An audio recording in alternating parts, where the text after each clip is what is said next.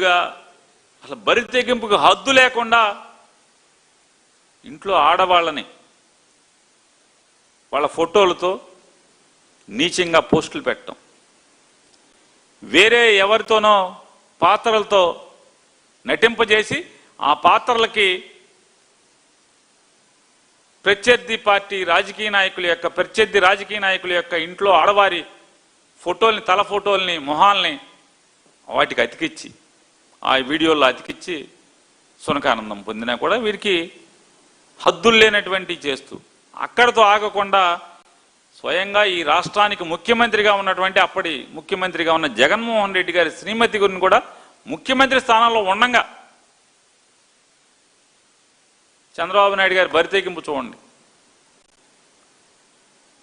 ఎంత నీచంగా జుగుప్సాకరంగా వీడియోలు చేయించారు, ఫోటోలు చేయించారు. ఈ రోజుకి ఆ అకౌంట్లన్నీ కూడా లైవ్లో ఉన్నాయి. ఇప్పటికీ చంద్రబాబు నాయుడు గారిని, లోకేష్ గారిని, తెలుగుదేశం ప్రభుత్వాన్ని ఆకాశానికి ఎత్తుతూ వైఎస్ఆర్ కాంగ్రెస్ పార్టీని, జగన్మోహన్ రెడ్డి గారిని, వైఎస్ఆర్ కాంగ్రెస్ పార్టీ నాయకుల్ని నీచంగా వికృత చేష్టల ద్వారా, వికృత కల్పనల ద్వారా మరి ఇవాళ అదే అకౌంట్లో నడిపిస్తున్నారు కదా. ఈ రోజుకి అధికారం పోయిన తర్వాత కూడా ప్రతిపక్ష నాయకుడు జగన్మోహన్ రెడ్డి గారి యొక్క శ్రీమతి గారిని ఎంత నీచంగా చిత్రీకరించి సోషల్ మీడియాలో మీరు ప్రచారం చేస్తున్నారు. 90% మెయిన్ స్ట్రీమ్ మీడియా మీ చేతిలో మీరే కబళించుకున్నారు, చెరబట్టారు. మీ కబంధ హస్తాల్లోనూ ఉంది, మీ చెప్పు చేతల్లోనూ ఉంది, మీ పెంపుడు మాధ్యమంగా ఉంది. వాడు రీల్స్ చేసుకునే నా కొడుకు టికెట్ ఇస్తారేమయ్యా, కాళ్ళలో గడుపులో పట్టుకొని పేరుని నాని తెలివినోడు ఓడిపోతాను పక్క ఎత్తిపోతల పథకం ఇది పిల్లోడికి ఇచ్చినామంటే నా కొడుకు కదా వాడు పిల్లోడు అందుకని చెప్పి ఓట్లు లేదని ఇట్లా తిప్పుదామని చెప్పి అన్న కొడుకుని కూడా బలి చేసిన నా కొడుకు ఈడు. వాడు పాపం ఇన్స్టాలో రీల్స్ చేసుకుంటా ఉంటాడు. ఇన్స్టాగ్రామ్ లో రీల్స్ చేసుకునే వాడికి శాసనసభ్యుడు టికెట్ ఇచ్చాడు మా వాడు. వీడికి దమాకు ఉంటాయి కదా ముందు, వీడి వయసు ఎంత, వీడి సామర్థ్యం ఏంది, వీడి దీన్ని జయించుకొని రాగలుగుతాడా అని చెప్పి అడగాలి కదా. నీకు ఎమ్మెల్యే టికెట్ అని కేటాయించా ఇచ్చినాడు. దుర్గాప్రసాద్ మా పార్టీలో ఎట్టుంటుందంటే శాసనసభ్యులు కానీ శాసనసభ్యులే ఎక్కువగా ఎట్టుంటుందంటే శాసనసభ్యులు ఎర్రచందనం అక్రమంగా రవాణా తోలలా, ఎర్రచందనం పీడీ యాక్ట్లు ఉండాలా, హత్యాయత్నం కేసులు ఉండాలా, బైండ్ ఓవర్లు ఉండాలా, రౌడీ షీట్ ఉండాలా, మైనింగ్ మాఫియా చేయాలా, ఇది శాండ్ మాఫియా చేయాలా, గంజాయి, డ్రగ్స్, ప్రభుత్వ స్థలాలు, మఠం భూములు అని ఉంటాయి తెలుసా. మఠం భూములు, అవునవును, మఠం భూములు కబ్జాలు పెట్టాలా, చెరువులు కబ్జా చేయాలా. అదేవిధంగా ఎస్సీ ఎస్టీ బీసీ మైనారిటీలకు సంబంధించినటువంటి ల్యాండ్ ఏదైతే మంచి రేట్లు ఉన్నాయో వాటిని 2 కోట్లు ఉన్నటువంటి ఎకరా 20 లక్షలకే కొనాలా. ఇప్పుడు భోగాపురం ఎయిర్పోర్ట్ దగ్గర 2 కోట్ల ఎకరం, నువ్వు ఫోన్ చేసి కనుక్కున్నా ఇట్నే ఉండాలి. కనుక్కోండి, 2-3 కోట్లు ఉంటది. భోగాపురం ఎయిర్పోర్ట్ చుట్టూ పరిసర ప్రాంతాల్లో 1 ఎకరం వచ్చి 2 కోట్లు, ఒక్కొక్క ఎకరం 20 లక్షలకు కొన్నాం మేము. జగన్మోహన్ రెడ్డి తాలూకా పులివెందుల నుంచి వచ్చినాము. 20 లక్షలు ఇస్తారా లేకుంటే గోడ కట్టేయమంటారా? గోడ కడితే ఏది రాదు. సంతకం పెట్టి డాక్యుమెంట్ల మీద సంతకం పెట్టినామంటే 20 లక్షలు లెక్క వస్తుంది.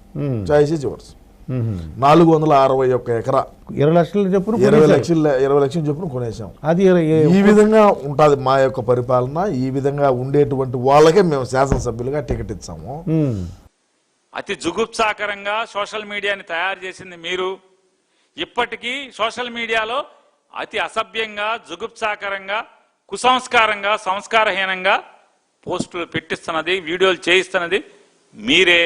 మీ ఐటీడీపీ పేరు మీద చేయిస్తున్నారు. ఇవన్నీ మీరేం చేసినా కేసులు కడదామన్నా వైఎస్ఆర్ కాంగ్రెస్ పార్టీ వాడు మాత్రం మీ పాపాలను ఎత్తి చూపటంలో, మీ అవినీతిని ప్రజలకి కళ్ళకు చూపించడంలో మాత్రం వెనక్కి తగ్గమని చెప్పని. అలాగే రావణ గురించి దేవుడని అదే నీది అంటున్నారు. రావణ అనే అతని ఐడియాలజీకి మేము పూర్తిగా వ్యతిరేకం. రావణ అనేటువంటి వ్యక్తిని జగన్మోహన్ రెడ్డి గారిని తిట్టించింది ఎవరు? ఇన్నాళ్ళు తిట్టించింది ఎవరు? మీరు అసలు రావణుని పుట్టించింది ఎవరు?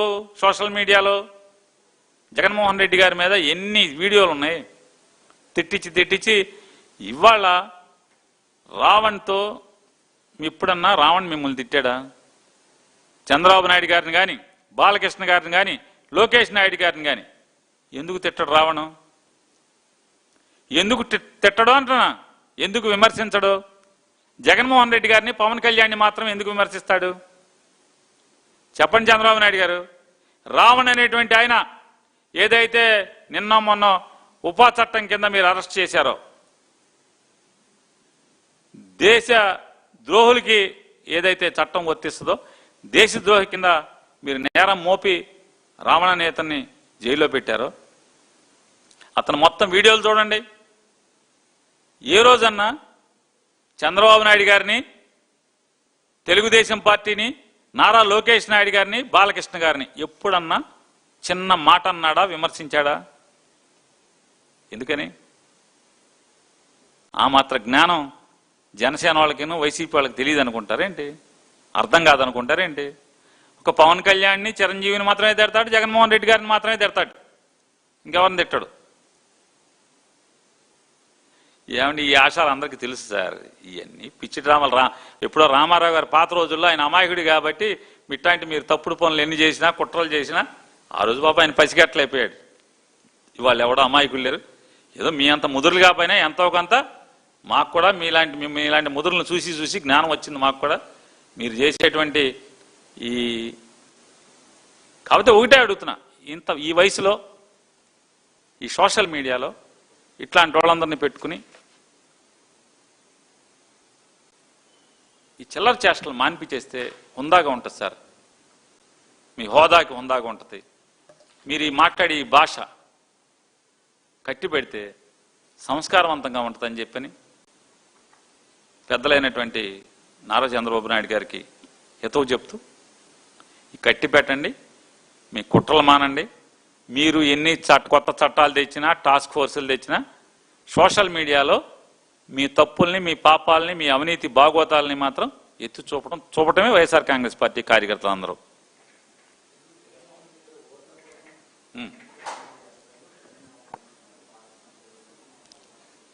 వినపట్ల చిన్నగా మారుతాను. మీరు జగన్మోహన్ రెడ్డి గారు తల్లిని ఓట్ల కోసం ఏం చేస్తారు?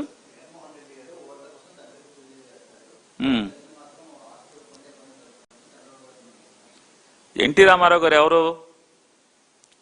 నందమూరి తారక రామారావు గారు ఎవరు? ఎలా ముఖ్యమంత్రిగా 94వ సంవత్సరంలో ముఖ్యమంత్రిగా అయినటువంటి ఆయన సుమారుగా